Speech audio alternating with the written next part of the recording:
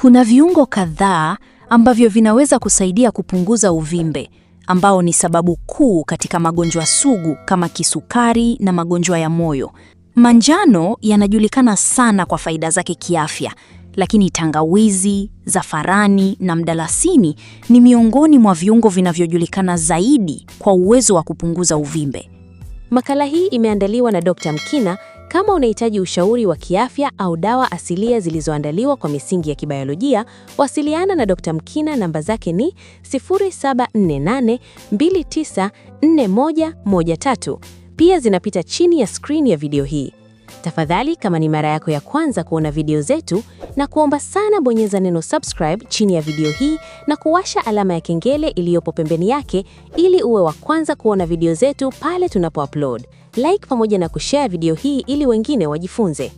Kiungo cha kwanza, tangawizi.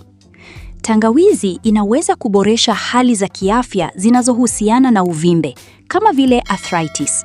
Utafiti mmoja uligundua kuwa kutumia kirutubisho cha tangawizi kunaweza kusaidia kupunguza dalili na kupunguza kasi ya maendeleo ya ugonjwa wa rheumatoid arthritis.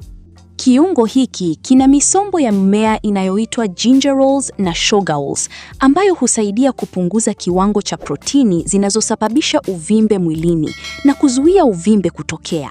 Jaribu kuongeza tangawizi kwenye vyakula vya kukaanga kwa kuchanganya au mboga zilizookwa. Pia inaweza kuongeza ladha ya joto na ukali kidogo kwenye chai au maji. Pia hupatikana kama kirutubisho. Kiungo cha pili, karafuu. Karafuu ni kiungo chenye ladha tamu na joto kinachopendwa katika kuoka. Kina kiasi kikubwa cha polyphenols ambazo ni vioksidishaji vyenye nguvu wa kupunguza uvimbe. Karafuu zina aina ya polyphenol inayoitwa eugenol ambayo inaweza kusaidia kupunguza uvimbe na maumivu. Ongeza karafuu kwenye vyakula vyovyote vitamu kama vile vyakula vilivyookwa, mikate, uji wa nafaka, chai au kahawa. Kiungo cha tatu, pilipili kali ya cayenne.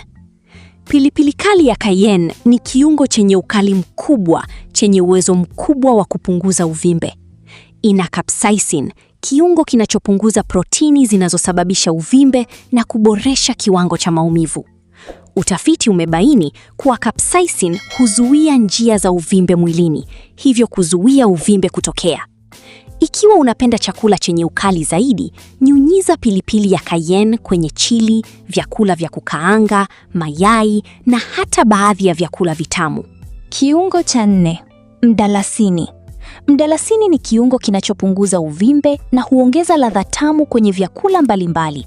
Kina cinnamaldehyde ambayo ni kioksidishaji kinachoweza kupunguza uvimbe na kusaidia kudhibiti kiwango cha sukari kwenye damu. Utafiti mmoja uligundua kuwa mdalasini unaweza kulinda afya ya ubongo na kupunguza hatari ya magonjwa kama kupoteza kumbukumbu na Alzheimer kutokana na uwezo wake wa kupunguza uvimbe. Mdalasini ni nyongeza nzuri kwenye vyakula vilivyookwa, chili na uji wa nafaka. Pia unaweza kuongezwa kwenye vinywaji vya moto kama chai au kahawa. Kiungo cha tano, zafarani. Zafarani ni kiungo chenye rangi ya njano angavu kinachoongeza ladha tajiri kwenye vyakula vya wali. Kina misombo ya mimea kama crocin na safranal ambayo husaidia kupunguza msongo wa oksidashi na uvimbe mwilini. Utafiti unaonyesha kuwa kutumia virutubisho vya zafarani mara kwa mara kunaweza kupunguza kiwango cha protini ya C-reactive, CRP, ambayo ni kiashiria cha uvimbe kwenye damu. Utafiti mwingine uligundua kuwa zafarani inaweza kusaidia kulinda dhidi ya baadhi ya magonjwa ya uvimbe, ikiwa ni pamoja na ugonjwa wa utumbo wenye uvimbe.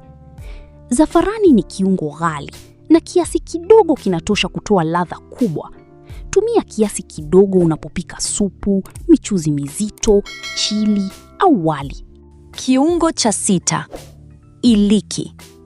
Iliki ni kiungo chenye ladha tamu, chenye utajiri wa misombo ya mimea inayopunguza uvimbe. Mafuta yaliyomo kwenye iliki yana sifa za kioksidishaji ambazo zinaweza kupunguza uharibifu wa seli na kupunguza uvimbe. Utafiti mmoja uligundua kuwa matumizi ya iliki yanaweza kupunguza viashiria vya uvimbe kwenye damu. Iliki ni kiungo maarufu katika vyakula vya Kihindi Huongeza ladha tajiri kwenye michuzi na vyakula vya kari. Pia inaweza kuongezwa kwenye vitafunwa vitamu na chai. Kiungo cha 7, pilipili nyeusi. Pilipili nyeusi ni kiungo cha kawaida kinachoweza kupunguza uvimbe kwenye ubongo. Ina kiungo kinachoitwa piperine ambacho kina uwezo mkubwa wa kupunguza uvimbe. Utafiti umebaini kuwa piperine hupunguza viashiria vya uvimbe ambavyo vinaweza kusababisha magonjwa sugu kama Alzheimer na Parkinson. Ongeza pilipili nyeusi mbichi kwenye saladi, vyakula vya wali na mayai. Kiungo cha 8, kitunguu saumu. Kitunguu saumu ni mboga katika familia moja na vitunguu, chives na leek. Kina uwezo mkubwa wa kupunguza uvimbe na kinaweza kusaidia kupunguza dalili za magonjwa ya utumbo yenye uvimbe. Kula lishe yenye kitunguu saumu kwa wingi kunaweza kupunguza hatari ya saratani ya utumbo mpana.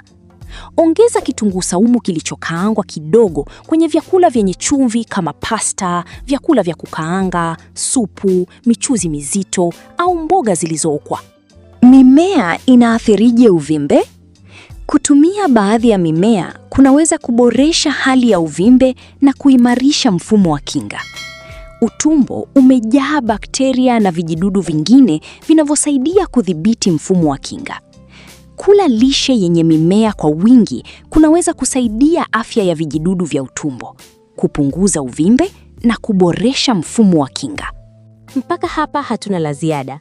Tafadhali, kama ni mara yako ya kwanza kuona video zetu, na kuomba sana bonyeza neno subscribe chini ya video hii na kuwasha alama ya kengele iliyopo pembeni yake ili uwe wa kwanza kuona video zetu pale tunapo-upload. Like pamoja na kushare video hii ili wengine wajifunze. Makala hii imeandaliwa na Dr. Mkina. Kama unahitaji ushauri wa kiafya au dawa asilia zilizoandaliwa kwa misingi ya kibiolojia, wasiliana na Dr. Mkina. Namba zake ni 0748294113. Pia zinapita chini ya screen ya video hii. Kumbuka kuwa Naturemed Supplies inajitahidi kuhakikisha kuwa kila mwanadamu anakuwa na afya njema kutokana na vitu asilia. Asante kwa kutazama video hii mpaka mwisho. Ubarikiwe sana, tukutane tena kwenye video zijazo.